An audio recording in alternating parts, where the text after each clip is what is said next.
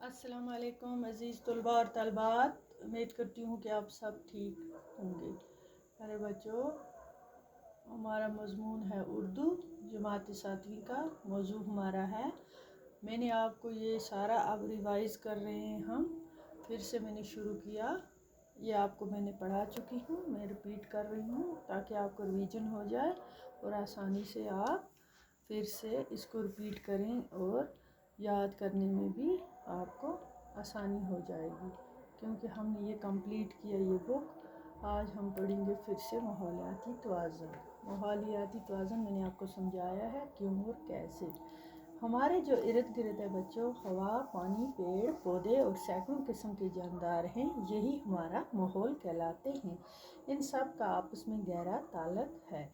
अगर इनमें से किसी भी एक अंसर में ख़राबी पैदा हो जाती है, यानी किसी हिस्से में, इसमें पेड़ पौधे, हवा, तो अगर इनमें से किसी एक भी हिस्से में ख़राबी पैदा हो जाए तो सारा माहौल बिगड़ जाता है और इसका हम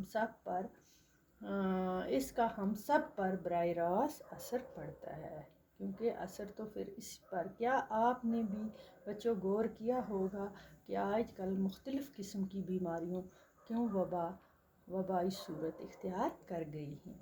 कैंसर की बीमारी आम हो गई है इस कदर, दिल के मरीज़, दिल की बीमारी की तादाद क्यों बढ़ती जा रही है, लोगों को सांस लेने में तकलीफ़ क्यों हो रही है, मौसमों का जो चलन है ये क्यों बिगड़ गया है, गर्मियाँ शदीद हो गई हैं, जाड़े में भी बर्फ़बारी हो रही है, दरियाओं का पानी उतला और गंदला हो गया है, शफाफ पानी के चश्मे अब क्यों सूख गए हैं।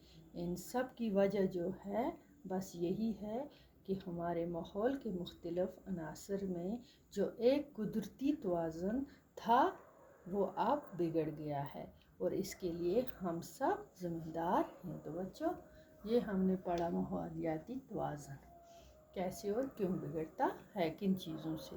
तो आगे भी पढ़ेंगे। खुदा हाफिज़।